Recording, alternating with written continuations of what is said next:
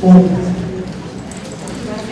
boa tarde, colegas. Saúdo a todos os novos colegas, coordenadores de curso, novas colegas também, gestores, né? Quero fazer algumas contribuições, né, em relação ao tema anterior, para ilustrar algumas coisas que foram abordadas ali. Me apropriar um pouquinho desse tema, do tempo do PDI.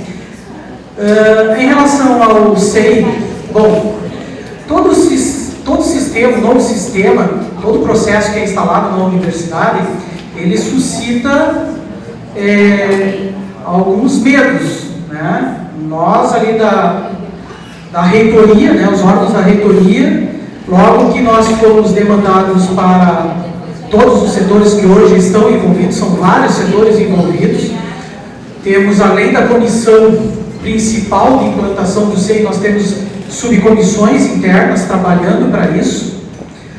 Todos os setores envolvidos tiveram alguma ou outra dificuldade para entender o sistema, o funcionamento do sistema. As primeiras capacitações que nós tivemos, né, elas demonstraram isso, né? E como a própria colega Rosaura ilustrou, esse processo ele demorou um pouco para ser implantado por conta disso, por conta dessa dificuldade,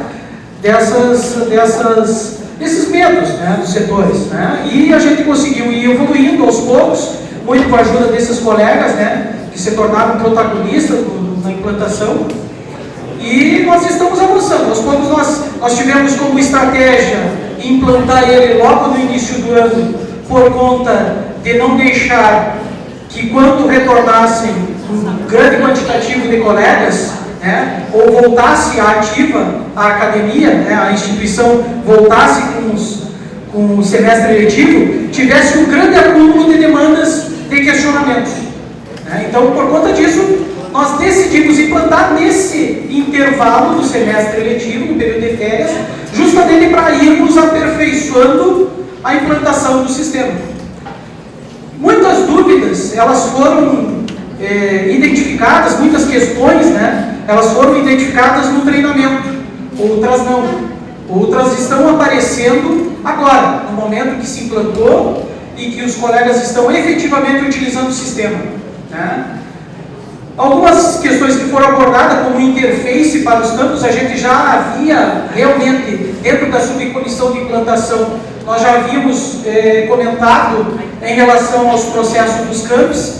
Eles foram percebidos, existem processos específicos dos campos, não são muitos, mas existem e, portanto, deverão ser identificados, incluídos dentro do sistema. Nós não o fizemos ainda porque nós estamos atendendo, vamos dizer assim, o conjunto maior de processos, que são aqueles principalmente que estão ligados ao dia a dia de todos nós, demandas de cunho pessoal, né, de atividades profissionais, de algumas comissões, enfim, que os colegas estão envolvidos. E essa questão dos campos, ela deverá ser abordada, creio que ainda no mês de fevereiro, para que a gente chegue ao início do mês de março, ou seja, no início do semestre letivo, já tenha também avançado, não digo no todo, mas em alguma parte, em relação às demandas dos campos, aos processos dos campos, que a gente sabe que existem. Em relação à interface, nós não iremos colocar como administrador nos campos. Nós já sentimos a necessidade disso na última reunião que nós tivemos da subcomissão de implantação com os administradores da reitoria e com o DETIC, que é a subcomissão de tecnologia. Nós identificamos que não há viabilidade, condições de liberar um administrador por campus.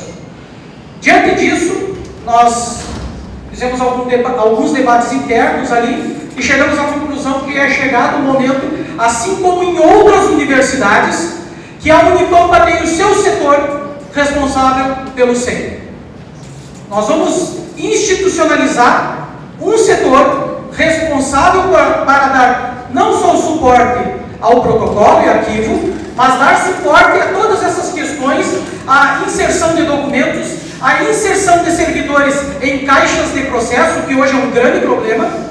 Hoje é um grande problema, haja visto que nós temos servidores que se ausentam por conta de férias ou afastamentos diversos, né? E eles não são substituídos no sistema. Muitas vezes esse processo vai para a caixa de processos, o servidor está afastado por qualquer motivo e ninguém toca no processo. Então, nós não vamos fazer esse movimento de interface, nós vamos implantar um setor e esse setor será demandado tanto pelos setores da reitoria como pelos campos, para que centralize e padronize. Isso é um outro problema, colegas. Nós já fizemos 2 reuniões acerca disso, debatemos, devem estar saindo até o final dessa semana, sexta-feira, do gabinete algumas orientações, também da subcomissão, da comissão de implantação, acerca da padronização de documentos, olhando para um novo documento de redação oficial. Memorando não existe mais, é o ofício, interno e externo. Então, além de outras situações que serão abordadas e informadas aos colegas. Tá? Uma questão que é bem prática e que tem acontecido muito, os administradores da reitoria, nós fizemos a reunião com eles estavam replicando documentos. Cada administrador entendia por conta ou por falta de orientação, essa é a realidade, por falta de informação e de orientação. Eles estavam criando seus memorandos. Quando nós iríamos lá pesquisar para abrir um memorando, apareciam 15 memorandos. 15 tipos de memorando, cada um de uma pró-reitoria, de uma diretoria diferente. O que ocorre? O CEI ele veio para padronizar. Ele não veio para que cada diretoria, para cada pró-reitoria, que cada campus tenha o seu documento. Ele veio para padronizar. Quando o setor ou quando alguma unidade tiver a necessidade de padronização, ele salva, tem um mecanismo que ele salva e deixa guardado o seu documento. Ele deixa guardado o seu documento quando tem a necessidade de não precisar mexer mais no cabeçalho no rodapé, até para evitar retrabalho. Busca, ele tem uma ferramenta também do SEI que ele busca esse documento lá e serve como modelo para vocês, para a unidade. Tá? Então, o documento que é de base, ele fica lá e ele não pode ser mexido. Ele pode ser alterado, salvo com outro nome, mas não pode ser alterado. E isso quem estava fazendo eram os administradores. Né? Então, nós passamos essa orientação, né, para que não criassem tantos documentos. Nós tínhamos meia dúzia de atas, nós chegamos a ter 2 pró-reitorias, porque o administrador aprende isso. Né? Então, só para vocês verem a que ponto que nós poderíamos chegar mudando de administrador, porque mudam os gestores, as pessoas mudam, tem um alto fluxo nos setores, né, de migração. Professora Joyce?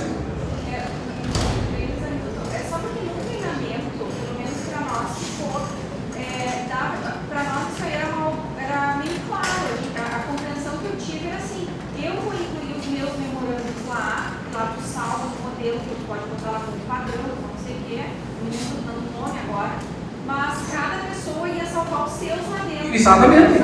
Ele continua. Se eu fosse fazer hoje à tarde, antes de divulgar nesse exato momento, eu ia fazer exatamente isso. Eu ia puxar um memorando ia pegar minha ata e botar minha. É isso. O que aconteceu é que vários órgãos, várias unidades da reitoria até então, porque nós só temos os administradores na reitoria, começaram a multiplicar os memorandos. Então, cada pró-reitoria, cada diretoria tinha o seu memorando. E o SEI não é para isso. Então, haviam já uma dúzia de memorandos lá, de tipos de memorando. Então, para a pessoa, quando ela vai localizar, a própria professora Joyce vai procurar lá, vai puxar memorando. Aí vai aparecer uma lista de 12 memorandos, afinal, qual é que eu uso? Então, essa situação, o SEI vem para padronizar a documentação, não para ter uma página inteira de memorando daqui a pouco. Daqui a pouco nós iríamos chegar a uma situação de ter uma página de ato, uma página de memorando, uma página de ofício, até achar o nosso apurou e já equacionou. Em relação à redação oficial, deverá sair um documento da reitoria determinando que todas as unidades, né, administrativas e acadêmicas adotem a partir daquele momento a redação oficial, inclusive o SEI. Né? As capacitações, colegas, serão permanentes. Haja visto essa questão que a própria colega Rosaura e o Bruno falam, da mudança do ingresso de novos servidores, né?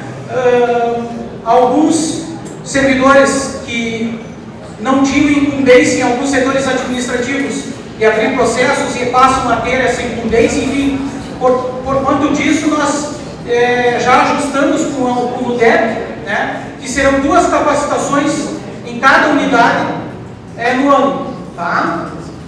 A subcomissão de capacitações já está ciente, já está trabalhando com material também para ir nas unidades, né, fazer a capacitação. Tá? Dúvidas. As dúvidas são sempre importantes, colegas. Elas têm que ser enviadas porque elas servem de base para que a gente melhore. Né? Essas dúvidas que vocês enxergam, que vocês estão todos os dias, né, se defrontando, por favor, nós enviem um e-mail, tem um e-mail especificamente que é dúvidas.sei, né, que nós trabalhamos, que todas as subcomissões estão atentas e, na medida do possível, vão respondendo, e isso serve de base para a gente fazer os debates depois, quando nós temos as nossas reuniões que são periódicas. Uma ou outra semana a gente falha quando, por conta da ausência de algum colega importante ou por conta também das demandas internas. Esse é um período que a reitoria trabalha muito, né, em relação aos relatórios, né, a fechamento dos dados do ano. Mas as dúvidas são sempre importantes e eu reforço essa demanda que venha dos campos, que venha dos colegas, aparecendo dúvidas, nos mandem pelo e-mail. A base do conhecimento já foi requerida há muito tempo, em dezembro, né, todas as pró-reitorias e diretorias foram solicitados o fornecimento ou a construção de base de conhecimento. Algumas fizeram, outras encontraram algumas dificuldades, outras a gente sabe que trabalha, outras a gente não escuta. Mas é sempre importante a gente reforçar, tem reforçado através das reuniões da comissão, da subcomissão, das subcomissões de implantação também, mas a gente sabe que não é fácil. Mas estamos sempre reforçando essa questão da base do conhecimento, porque ela dá a orientação e norteia os colegas para onde deve ir o processo, que caminho ele deverá percorrer. Um outro detalhe, colegas, que é importante, que também foi frisado aqui em relação ao SEI. O SEI ele não resolve tudo. Aspectos gerenciais, relatórios gerenciais, busca de informações depois, ele não é para isso. Ele não é para isso. Para isso existe um sistema. Se não tem a solução do sistema, nós temos que demandar. O guri, o CIO, enfim. Mas ele não resolve problemas de relatórios gerenciais, de busca de informações gerenciais. Ele vai pegar uma informação lá, vai buscar pelo assunto do processo, ele vai saber os processos, vai ter que entrar lá dentro e buscar a informação que ele precisa. Ele não resolve. Isso nós já sentimos na pele ali, dentro da Profan. Já fizemos um movimento nesse sentido ali em relação à infraestrutura e tivemos que retornar. Voltar e aguardar o guri. Quando o guri não notar a solução ideal, nós não temos muito o que fazer. Fluxo de processo. O EPROC começou efetivamente a trabalhar, ele já tinha um responsável desde novembro de 2017, que era o professor César Peckmeier. Desde lá nós vemos envidando os esforços necessários para conseguir servidores suficientes para iniciar o trabalho. Nós conseguimos a vinda de um servidor que se deu pela nomeação no dia 1º de dezembro. Né? Nós tivemos o ingresso agora nesse ano, de 2018, desculpa. E de lá para cá, nós já estamos com 4 servidores. De lá para cá, na segunda-feira, nós definimos quais são os 8 processos prioritários que serão mapeados. São 5 ligados à atividade fim da universidade e 3 ligados à atividade meio. Nós, dentro do EPROC, conseguimos já identificar 93 processos institucionais. mesmo com os 4 servidores, nós iremos, por conta de ser o primeiro ano, nós nos comprometemos com a alta administração, com o reitor, o magnífico reitor e com o vice-reitor, no mapeamento de 8 processos, por conta da complexidade desses processos. Tá? Então, o trabalho já começou, foi definido na segunda, as equipes já estão mobilizadas para começar as reuniões, né, para fazer os primeiros levantamentos de requisitos desses processos. E esse é um detalhe, colegas, que desde que foi constituída a Unipampa já deveria ter sido começado esse trabalho. Esse processo ele não deveria, como bem a colega Rosalba fala, esse processo ele inicia tarde. Ele inicia tarde. Nós estamos aí com o SEI, nós chegamos ao ponto de fazer questionamentos junto ao projeto. Quantos são os servidores que nós precisamos, técnicos administrativos na universidade? Não tem condição. A projeto não terá condição, porque ela não sabe os fluxos processuais. Ela não sabe o que vai demandar de recurso humano, porque ela não sabe o que demanda de serviço. Então isso já inicia tarde, nós estamos iniciando, começaremos com 8 processos, se conseguirmos ir além, será uma vitória, mas o comprometimento é de 8 processos, devido à complexidade desses processos. O comitê de governança, eu já falei para os colegas que se reuniu na segunda-feira e decidiu isso. Bom, enquanto sei é isso, colegas. Espero ter ilustrado, né? Já desgastei, já gastei os colegas. Bom, colegas, vamos fazer trouxe um resumo. O assunto é muito extenso, né? O PDI é um assunto muito extenso, é um assunto que está neste momento de discussão e construção pela instituição, né? E é importante os novos coordenadores de cursos e coordenadoras de curso que tenham a visão de que vocês, a partir de agora, a partir do momento que vocês assumiram o compromisso de orientar, né, seja os alunos vinculados ao curso, seja os pares vinculados ao curso, vocês são protagonistas da construção de uma universidade que é nova, que precisa se consolidar e que precisa avançar, seja no requisito de ensino, seja no requisito de pesquisa, pós-graduação e até inovação, né? E esse é o momento. Quando isso eu vou abordar com o decorrer do assunto, quando nós nos deparamos com a instituição, como ontem mesmo eu estava num bar aí, né, escutei alguns colegas comentando que as obras não andam e coisa, e eu quero absorvendo, né? É normal, não anda para conta, né? Não fazem nada, não sei o quê. Bom, colegas, eu convido os colegas coordenadores que quiserem passar um dia conosco ali na Procam, né, para acompanhar a rotina. É importante que vocês serão gestores, já são gestores dessa universidade. E serão, talvez, aqui, se quiserem, né, participarão da gestão superior da SUC. Eu convido vocês a participarem dali do nosso dia a dia. E vocês verão algumas dificuldades, poderão contribuir com o olhar de vocês. Né? Por quê? Nem tudo depende só do dinheiro e da vontade de quem está ali trabalhando. Depende da pessoa que é contratada para prestar determinado serviço. Depende dessas pessoas para que nós atingimos alguns objetivos da instituição. Bom, em relação ao PDI, colegas, ele é o quarto documento mais importante da instituição. Depois da lei que criou essa universidade, nós temos o regimento e temos o estatuto.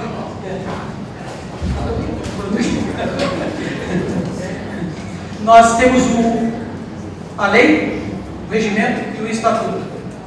E o quarto documento mais importante da instituição é o PDI. PDI, que é o documento de planejamento da instituição para um período, determinado período. No caso da Unipampa, 5 anos. Esse documento, colegas, com ou sem a participação dos colegas, ele se torna um documento norteador de todas as ações nossas, de todas as atividades, né? Ou deveria. Né? Então, esse documento, hoje, ele é um documento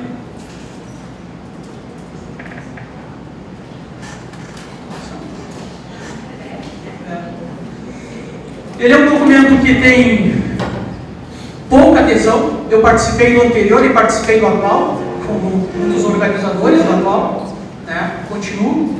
Tem pouca aderência dos colegas, né? Os colegas não conseguem se enxergar no documento, a importância que tem para o documento, o olhar de cada um é extremamente importante.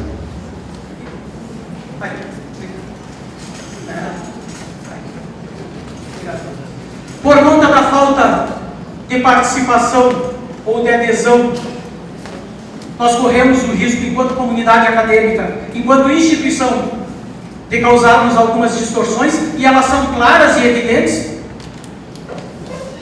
É só os colegas visitarem algumas unidades e os colegas verão as distorções pela falta de participação. Pela falta de participação, e não pode se dizer que não é dada a condição de participação, que não é publicizada a realização do evento, da atividade. Haja visto que o campus chama para as reuniões e a reitoria vai. Esse documento não é da reitoria. Isso eu já escutava os outros gestores falando. Esse documento não é da reitoria. Esse documento é da comunidade acadêmica. É nele que nós temos que traduzir os nossos anseios, as nossas dificuldades. E isso, colegas, infelizmente, tanto no anterior que eu participei como no atual, é pouca a participação. Infelizmente. Infelizmente, essa é uma dificuldade que nós temos. Pode deixar ali, pode deixar ali. O PDI, ele tem que ter, e ele tem a partir desse atual, inclusive, nós definimos responsabilidades, nós temos atores responsáveis, né, pelas ações do PDI, né, por aquilo que é projetado no PDI. O PDI também é um documento que ele tem que, além de planejar, né, ele tem que fazer com que a coisa aconteça, aquilo que está planejado, checar se aquilo, monitorar se aquilo está sendo bem realizado, porque não basta estar sendo realizado, e também tem que interagir, tem que agir para que haja a correção daquele fluxo ou daquela estratégia que foi pensada, não foi bem executada, ou não está sendo bem executada. Então, o ciclo PDCA ele tem que funcionar para o PDI. Né? Hoje nós temos dentro do nosso PDI 3 níveis de planejamento, né, que são, o próprio PDI é um documento de planejamento, ele tem planejamento estratégico, onde ele define os eixos estratégicos da instituição, e hoje são 4, né? São 4, nós vamos abordar posteriormente. Nós temos como planejamento também o tático, uma ação de planejamento, as ações táticas, que são os objetivos e as iniciativas conectadas com os eixos estratégicos da instituição. E temos o planejamento que também se dá pela questão operacional, que são através dos planos de ação, que hoje nós não temos. Nós vamos até iniciativas. O nosso atual PDI, ele vai até iniciativas. Iniciativa e indicadores. Métricas. Mas ele não tem os planos de ações. Por que o PDI, colegas? O documento, como eu já falei, ele é um documento norteador para todos nós. Todos nós temos que nos enxergar dentro do documento, vinculados a uma, a duas, a três, a tantas iniciativas nós estivermos, né, vinculados à atividade que nós desenvolvemos. Né? Também é um requisito legal, haja visto que ele é requisito principal para que a comissão venha avaliar determinado curso de graduação ou pós-graduação. Então ele tem que ter um documento que seja norteador, né, que seja um plano de desenvolvimento institucional, que ele dê essa condição de o avaliador verificar se aquilo que foi pactuado pela comunidade acadêmica, né, está sendo atingido, está sendo observado. Né. Tempo de vigência, como eu já falei, regular da Unipampa, tem outras instituições que aplicam ao seu PDI 30 anos, 20 anos, 15 anos. Né? O da Unipampa, ele é regular já de outros anos, 5 anos, você continuou nessa periodicidade. A metodologia do PDI, ela se dá, como eu falei para os colegas, por 4 eixos estratégicos. Né? Nós temos a excelência acadêmica, compromisso social, desenvolvimento humano e aperfeiçoamento institucional. São 4 eixos balizadores em que estão, dentro desses 4 eixos, 27 objetivos, e dentro desses 27 objetivos, nós temos 156 iniciativas e indicadores.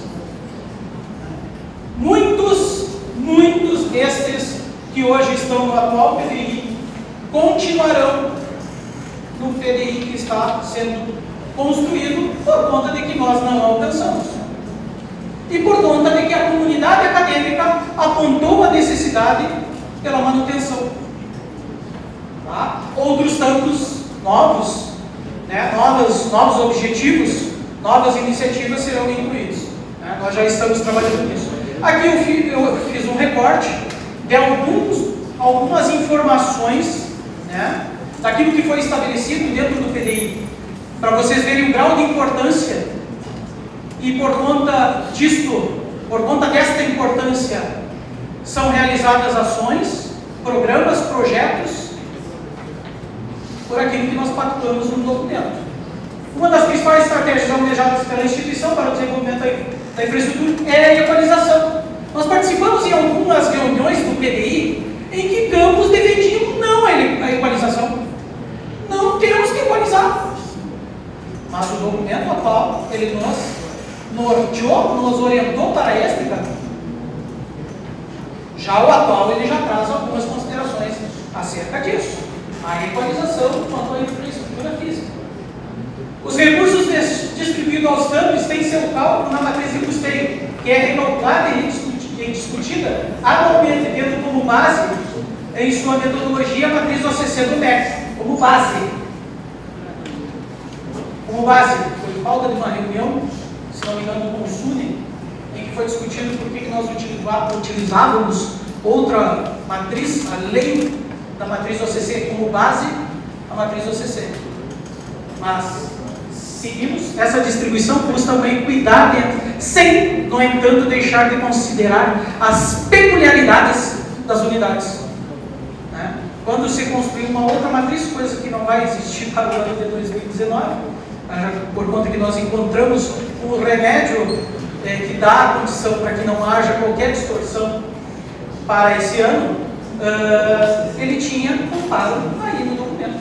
Foi um documento construído à época e ele estava abarcado no documento.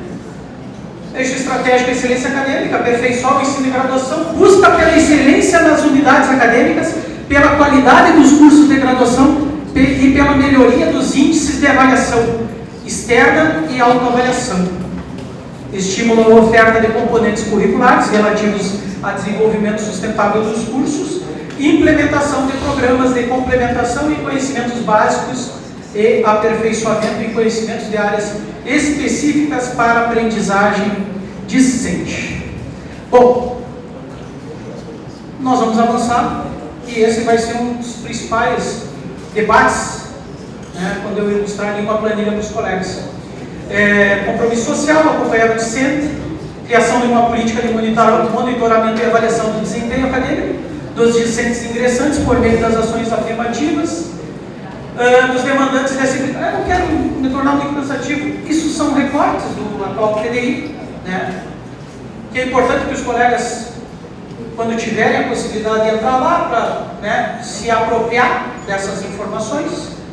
Muitas dessas informações e dessas ideias, né, dessas ações que foram idealizadas lá atrás, que foram pensadas lá atrás, algumas serão reaproveitadas para o novo PDI, outras serão recicladas, serão rearranjadas, né, no seu texto, na sua ideia, mas muitas permanecerão.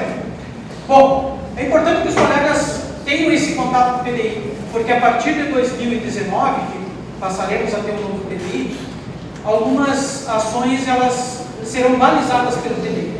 Nenhum projeto, nenhum edital dessa instituição sairá sem vinculação com o PDI. Nenhum.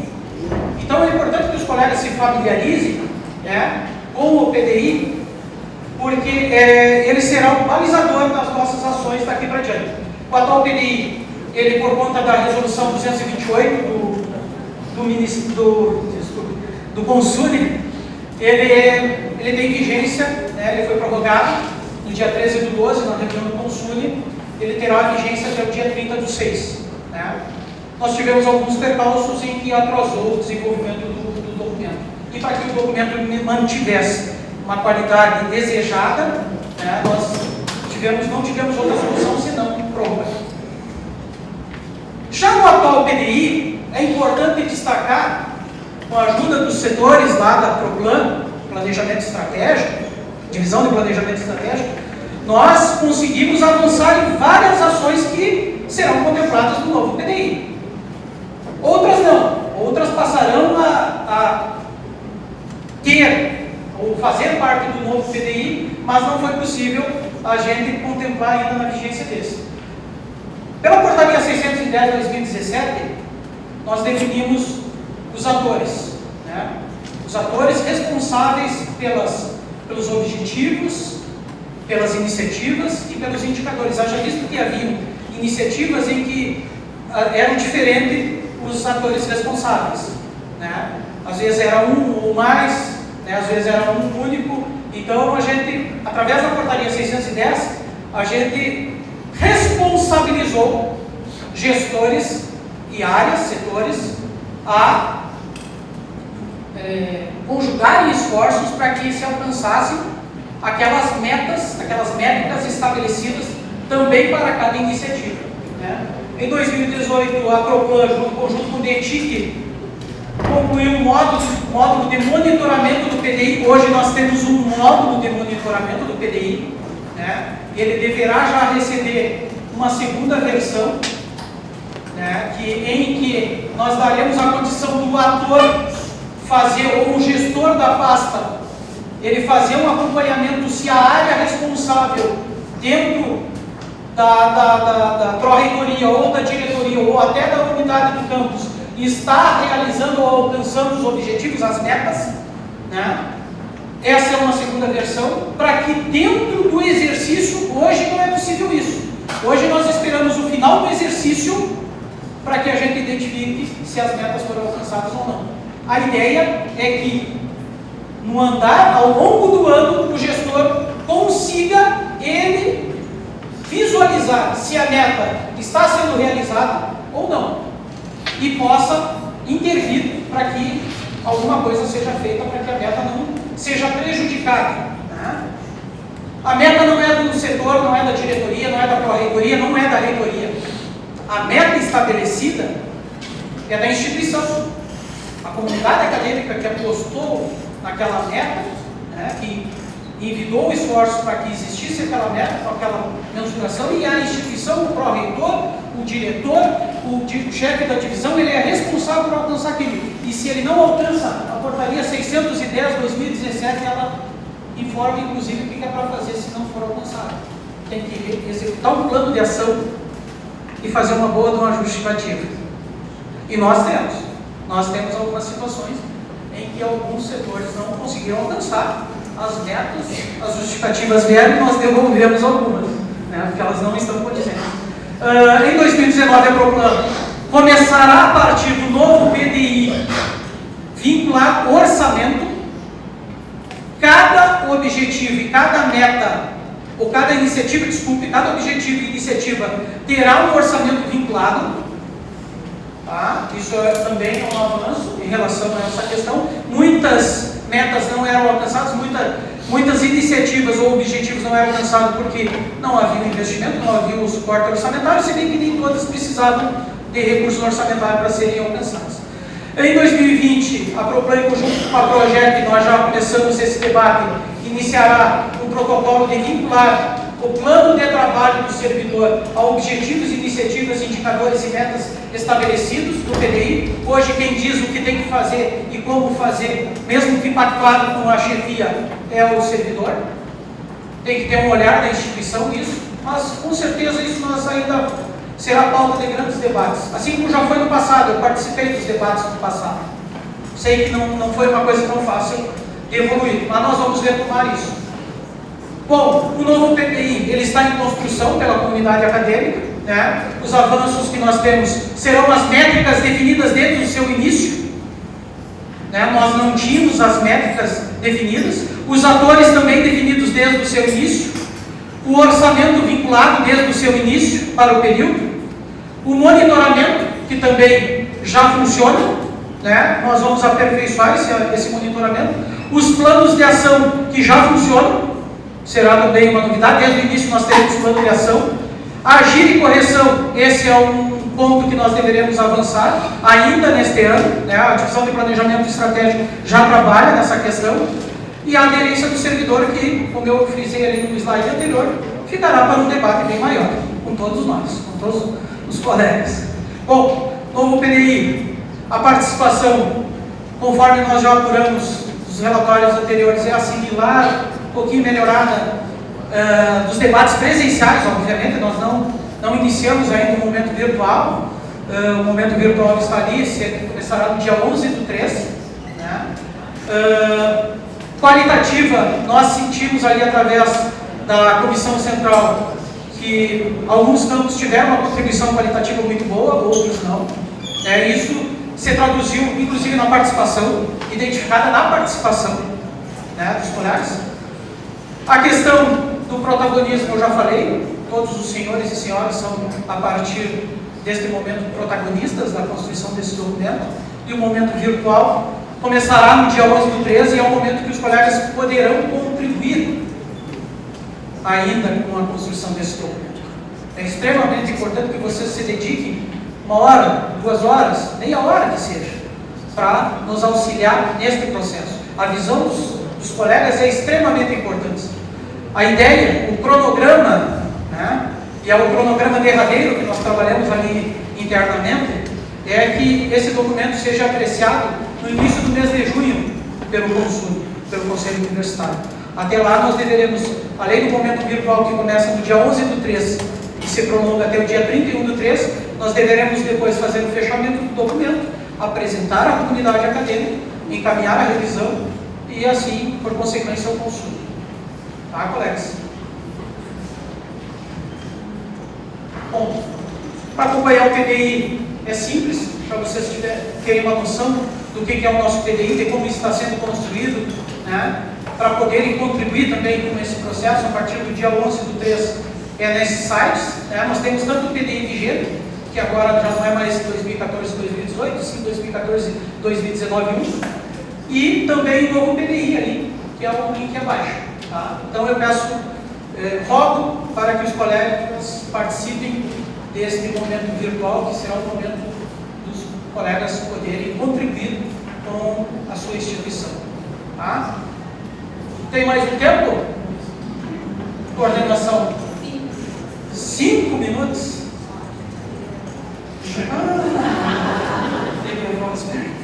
Bom, eu quero só ilustrar os dados, colegas. Eu vou direto numa tabela. Isso aqui irá para os colegas. Tá? Opa, desculpe, passei.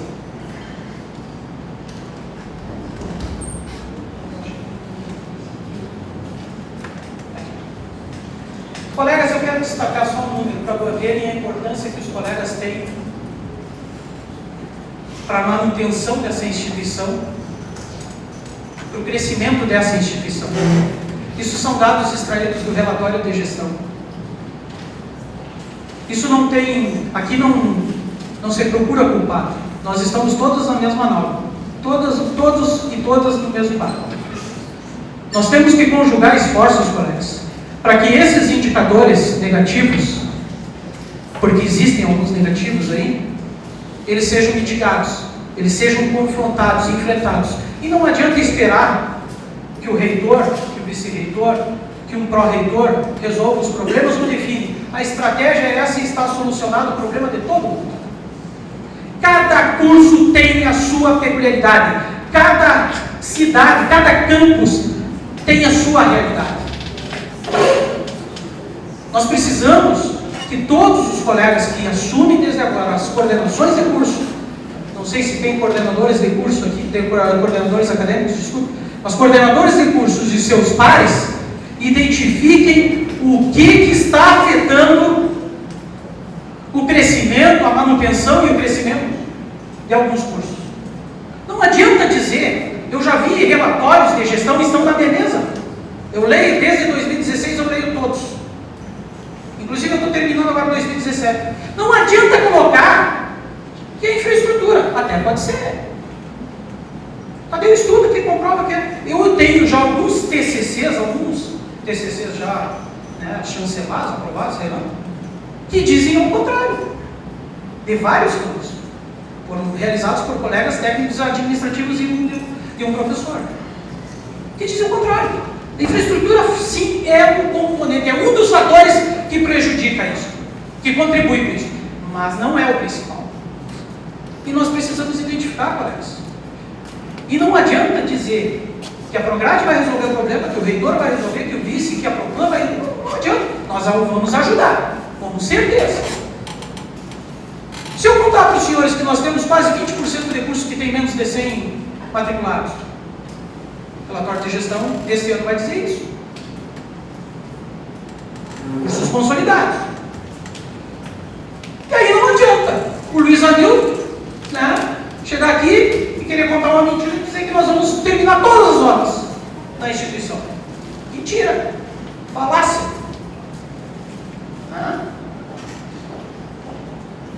Frustração de ingresso em 2017, nós não consolidamos ainda 2018, nós estamos ainda com a Prograde, construindo o relatório de gestão e nós vamos chegar a esse número.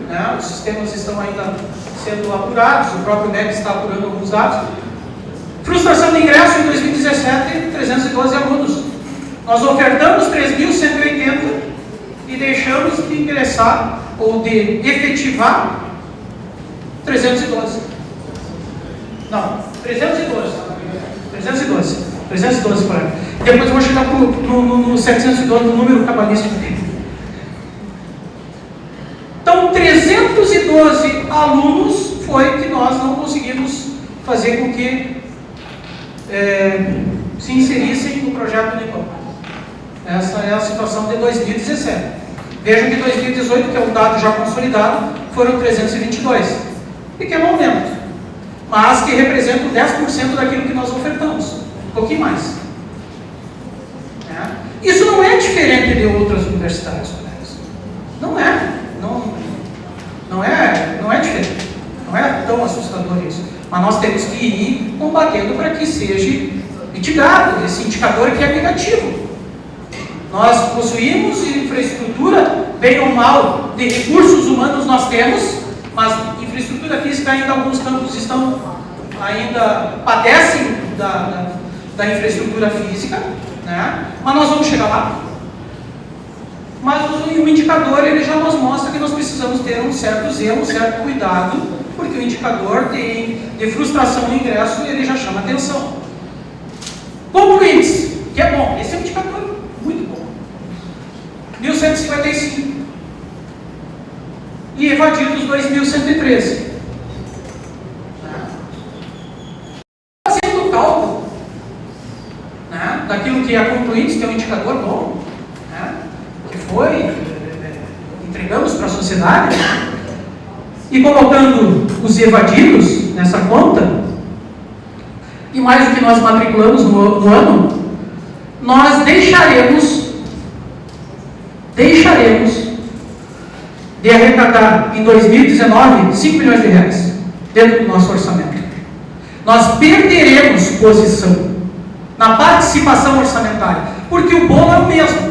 O governo destina 5 milhões e vocês briguem entre vocês. E o que vai dizer quem leva mais ou quem leva menos são os indicadores. Nós temos indicadores, colegas, como eu disse, nós temos quase 20%, mais de 20%, um pouquinho mais, de cursos que não têm 100 matriculados. Cursos consolidados, não são cursos novos, não. E nós precisamos entender o que está acontecendo. E esse entendimento, ele começa por vocês, que são coordenadores de curso. E vocês têm que nos dizer, através de estudo, através de debates com os pares, entendendo os alunos, inclusive, se for o caso, o que está acontecendo. Por que eles estão saindo? Existe uma série de fatores. Nós já mapeamos a Prograde e tem mapeado alguns. Mas isso é realmente, é esse o dado mesmo? Ele é bruto, ele diz ali, evasão para dentro do sistema, evasão para fora do sistema. Foi para outro curso dentro da instituição. Mas nós precisamos entender, o curso é atrativo, não é mais atrativo? O número ofertado no SISU, está certo? Para alguns cursos eu tenho em dizer aqui, não está certo. Não está certo. O histórico me dá essa condição de afirmar isso. Tem cursos que ofertam 70, 50, nunca chega a esse número. Nunca! Primeiro ano, segundo, arranhando. Nós temos que enxergar isso, colegas. E entender que é preciso alguma ação.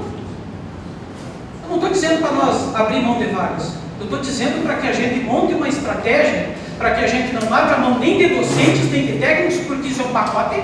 Quando você autoriza a abertura de um curso, vem um pacote de técnicos, de docentes, de cursos atrelados, por conta da matriz OCC. Nós não vamos abrir mão disso, mas nós temos que estabelecer estratégias para não perder isso, porque nós vamos perder.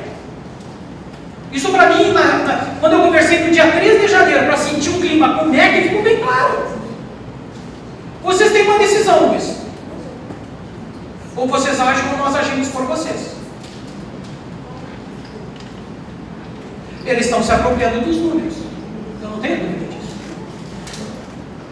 E nós temos sim ainda muito enfrentamento para fazer, colegas. O primeiro enfrentamento é entender o que está acontecendo com os cursos, e não é buscar bruxas, culpados. É entender. E se a Proplan ou qualquer outro órgão da Pró-Reitoria, através do magnífico reitor, do vice-reitor, tiver que atuar para buscar realizar algumas ações para nós alcançar, para nós dar a condição para que aquele curso melhore, vamos fazer, mas nós precisamos que vocês, como coordenadores de curso, nos ajudem. Nos ajudem. É através das direções, através da coordenação, através dos pares. Exato. Não é? Essa gestão vai passar, colegas. Ninguém permanece para sempre. Mas nós estamos aqui para manter uma instituição que é nossa. É nossa. Isso aqui, eu sou da região. Eu sou nativo da região. Muitos dos colegas talvez não sejam. Eu vou fazer um depoimento aqui. A luta que foi para conseguir essa universidade, vocês não têm ideia. A mobilização que houve nessas regiões, nessas cidades, para se conseguir a Unipampa, vocês não têm ideia.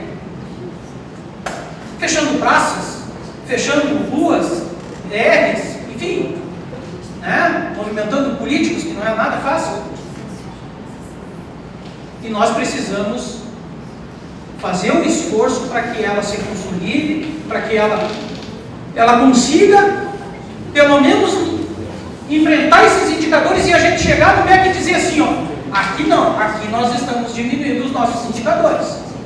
Aqueles que são negativos nós estamos enfrentando e estamos sim diminuindo.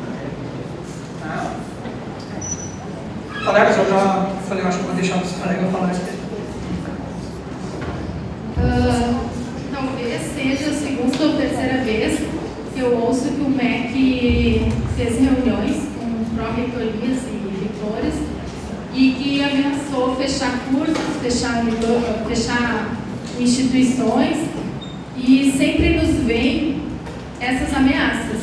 Eu gostaria de saber quais são as respostas ao MEC que a instituição tem dado quando vem essas ameaças.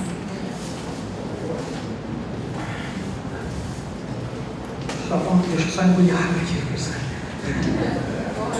Sempre essas reuniões, professor, elas são pautadas, basicamente, eu vou usar o termo bem gaúcho, ameaças mesmo, pelo emparedamento, ou vocês fazem o dever de casa ou nós fizemos. Isso não é agora. Isso a gente filtra muito para vocês, porque podemos chegar aqui e dizer que o cenário é ruim. Isso já vem do governo anterior, essa situação. Meu medo é que esse governo bote em prática. Eu não estou fazendo apologia a partido, não é isso. Eu só acho que a gente não pode dar esse motivo. A gente tem que enfrentar, não porque vamos salvar o nosso emprego, vamos salvar o nosso curso, não. Nós temos que enfrentar, porque nós não podemos nos deixar ser vencidos por uma ideia de política, uma ideia de visão de que as universidades não produzem conhecimento, não produzem ganhos para a sociedade, né? Nós temos alguns cursos que estão fragilizados, e eles sabem disso. Até hoje não chegou nenhum documento para nós, feche, diminua o número de ingressos no SISU, mas eles falam. E esse é o medo da instituição. Quando nós escutamos isso, e quando isso começa a bater logo descendo no governo, no dia 13 de janeiro, começa a ser já colocado, em algum momento chega. Né? E aí, nós somos mantidos, professor. Nós não somos autonomia, basta abrir o jornal, basta abrir qualquer página. Foi embora. Há muito tempo. O orçamento da instituição não é mais da instituição. A receita própria, o que nós arrecadamos, nós não levamos. Basta ver o EDB tem 100 milhões de reais arrecadados por ano e não leva 10. O EDB, ao lado do MEC. Unipampa, fronteira sul, pobre, pouca participação política, bancada gaúcha, é a única bancada gaúcha que não ajuda as universidades, pelo menos não a Unipampa. As outras ajudam. Tem bancadas de outros estados que botou das universidades 80 milhões de reais. A Unipampa, algum e outro deputado que coloca uma emenda parlamentar de colo que ajuda. Um e outro. E não é por falta de visita.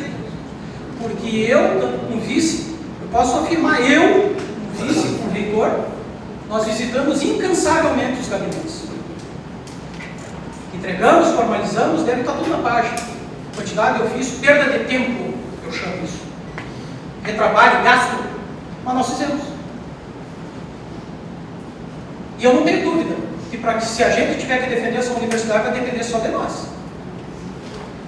Da gente combater os indicadores, da gente mostrar que nós somos eficientes sim, e que aqui se produz tecnologia nos confins do país, né? Dizem que é uma região rica, mas os nossos indicadores, basta olhar também do norte.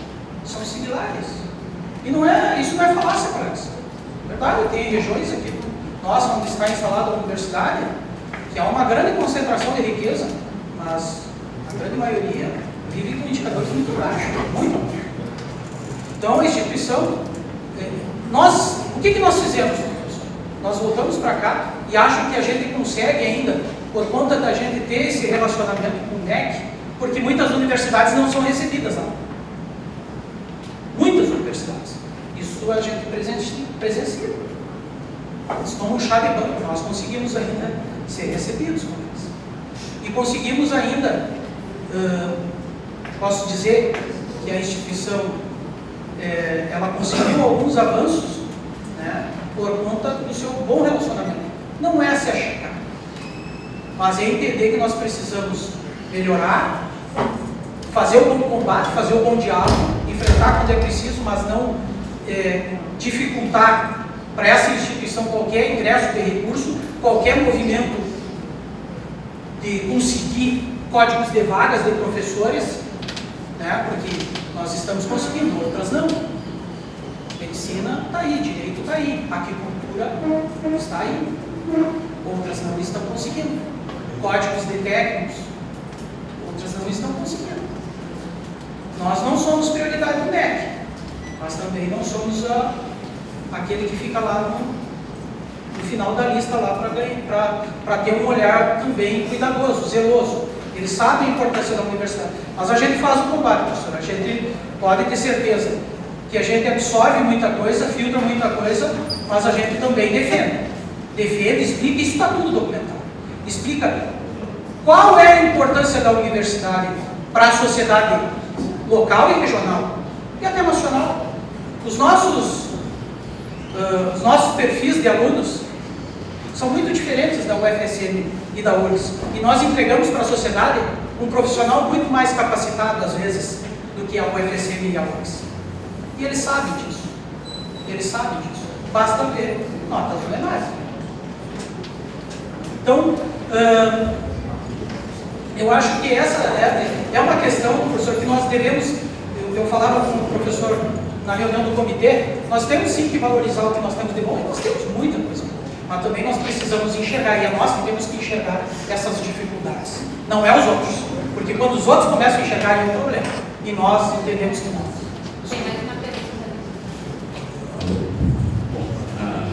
O meu comentário vai na direção do mesmo comentário que foi realizado há pouco. Aqui a impressão que tem como docente e agora são futuros coordenadores é que falta dá a impressão, não sei se é verdade, talvez já até tenha comentado com você, mas falta um pouco da reitoria fazer esse meio campo entre a gente e as instâncias superiores, né? Que não tem como chegar, mas na universidade tem como chegar. Então, a gente dá a impressão que a Unicopa recebe muito passivamente essas cobranças do MEC, e isso acaba caindo para a gente. A gente tem esse problema, já várias vezes já foi colocado, e não é de agora, né, que é essa falta, né, que eles têm que preencher as vagas, e que isso está amarrado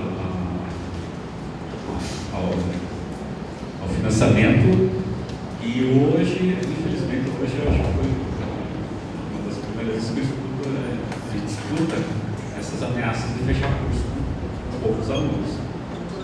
Então, isso deixa a gente um pouco desconfortável. Então, tem várias frentes que a gente poderia estar tentando defender.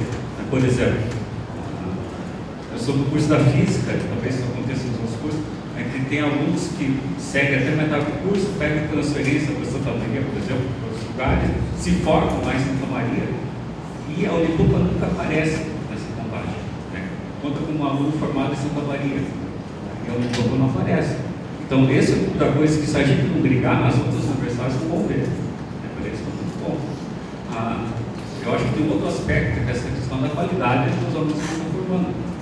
Então, não adianta também ter 50 alunos entrando e continuar formando 5 ou 6, só vai piorando o indicador de entrada, a saída pela entrada. Né? Não sei se alguém deve olhar esse indicador, quantos alunos estão formando e quantos estão entrando. Então, também não adianta a gente abrir o leque, né? Fazer 5 ou 6 chamadas e desses 5 ou 6 não formar ninguém. Né? Só está piorando o outro indicador, melhorando um de um lado e piorando o outro.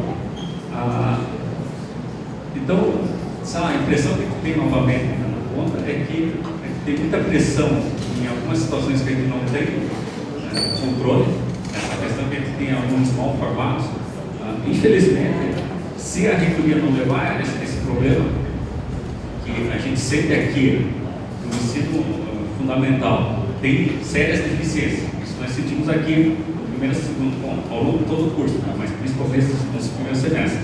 Então, se esse problema não é levado à frente, e não é, nesse caso não é só um plano, eu acho que a Andifes deveria até se mencionar, né? Mostrar para a sociedade que a gente tem sérios problemas de formação no ensino fundamental. Né? Então, não tem como a universidade fazer milagre. Esses alunos já vêm com sérias deficiências, a gente faz o que dá. Não dá para fazer milagre, não dá para fazer outra coisa. Então, esses problemas parece que não são levados mais à frente, são debatidos e nós a gente sente que falta uma defesa, dos docentes aqui embaixo, em relação a instâncias que podem chegar mais à frente e a gente não consegue. São coisas que transparecem, não sei o que realmente acontece, não. O professor está colocando que tem esse embate lá, tudo isso interessante saber, mas o que transparece para a gente é que, bom, está estourando tudo aqui, né? A gente tem que resolver todos os problemas e não dá. Nessa questão de preencher vagas novamente. Esse ano não, mas para quem prestava atenção, 2018, um ano atrás, 2018, 2017, 2016, etc., o governo federal fez um monte de propaganda, mas nunca fez propaganda para os alunos virem para os universidades federais. Fazia propaganda do FIES, etc., para as particulares. Então, como é que o MEC quer que a gente tenha alunos se nem o governo faz propaganda? Nem o governo ajuda a gente. Então, é complicado. Obrigado, professor Cardoso. Obrigado. Bom, em relação a essa questão, professor, eu contribuo em 5 minutos. Eu já passei 5 minutos, horas, mas assim, 5 para responder. Mas essa situação, professor Cardoso, ela, eu acho que ela parte da ideia que nós precisamos realmente identificar quais são os fatores. Nós precisamos fazer um estudo priorizando esses cursos que hoje estão mais fragilizados e entender o que está acontecendo. E a partir deste momento aí, a gente tem elementos para fazer um debate com o MEC em relação a essa questão. Não dá para generalizar. Nós temos cursos muito bons, nós estamos mandando embora candidatos, pessoas que querem ingressar na universidade, outros cursos que nós temos excesso de vagas sendo ofertadas e nós não temos procura. Nós ofertamos 40 vagas num curso e apenas 7, depois de todas aquelas chamadas e mais alguém atacando alguém na frente do campus para chamar para dentro. Basta ter o Enem. Mesmo assim, 7 alunos. Nós precisamos identificar problemas. Eu quero só fazer um relato para encerrar. Eu acho que o professor Cardoso que parte, eu concordo com o senhor, não dá para colocar tudo no saco do balaio e dizer que está tudo errado, tudo mal. Mas a gente precisa desses elementos, desses subsídios. Eu acho que a Prograde já começou esse trabalho. Alguns campos, se não todos, estão participando desse trabalho de evasão, de buscar informações sobre a evasão, do que se dá, do que ocorre, retenção, enfim. É importante que vocês, os colegas, participem, aqueles que estão enxergando algo divergente, algo distorcido, que participem para contribuir com esse processo. Quero só relatar uma situação que não é só o Ministério da Educação que faz essa questão. Infelizmente, nós recebemos em novembro a Controladoria Geral da União, e que o relatório não chegou ainda e fez uma série de... Alguns campos tiveram a felicidade de receber essa visita da CGU, dos auditores aqui de Porto Alegre, e os questionamentos foram os mais variados. Alguns chegaram por conta dos diretores que receberam os auditores.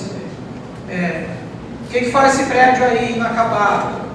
Por que está sendo utilizado? Por que não tem aluno no prédio tal? Não está no horário do semestre letivo? Vai o auditor lá, está marcado a aula aqui. Cadê os alunos? Cadê o professor? É tipo isso. Eles pegaram desde do cumprimento de horário de alguns técnicos administrativos, docentes, infraestrutura, terceirizados. Eles abordaram tudo, o relatório não chegou ainda. Vai chegar. Inclusive perguntaram, quantos alunos estão se formando nesse curso aqui por ano? Aí o diretor respondeu, 5. E tem aquele prédio para esse curso. Quer dizer, isso não é uma ação somente do MEC. Isso é uma ação que vem, de certa forma, ou organizada, ou articulada, ou não sei. A gente não pode afirmar isso, mas está vindo. Está vindo verbalizado e não está vindo formalizado. E isso acende sim o sinal amarelo. Quando a gente traz isso para os colegas, é que nós estamos assustados. Nós, enquanto estamos ali todo dia vivenciando contatos com o Ministério da Educação, pelos mais diferentes setores, a gente se assusta com essas informações. Então, provavelmente vai ter outro momento que eu quero trazer os números para os colegas, do histórico nosso orçamentário. Quero trazer o orçamento, tanto do ano passado que foi executado, como de agora, para dar a transparência das obras, aquilo que envolve ali a reitoria, a gestão de risco que nós estamos trabalhando, a política de gestão de riscos, a política de integridade pública. Isso. Nós passamos todas essas informações, procuramos sempre passar todas as informações para os diretores nas reuniões que tem com certa periodicidade. É mensal? Mensal. Tá? Mas na próxima reunião, creio que vai ter um outro momento. O NUDEP sempre nos propicia, tem nos propiciado essas capacitações aos gestores. Já pedi para o NUDEP que, em relação a outra capacitação, o meu tempo ficou um pouco esgotado, por conta de que eu gosto do microfone. Eu trarei elementos, dados, informações, e aqueles que eu não tiver, os colegas poderão me pedir e eu fornecerei com o maior prazer, porque a gestão ela tem que ser sempre transparente. né, para que, se a gente estiver errando, vocês possam nos ajudar a acertar. Isso aqui é para todos nós, né, é para nós, a instituição, entender todos nós. Obrigado. Desculpe se eu me alonguei um pouco, desculpe também, talvez não tenha abordado algum assunto que os colegas quisessem, né, mas não faltará oportunidade. Mais uma vez, obrigado.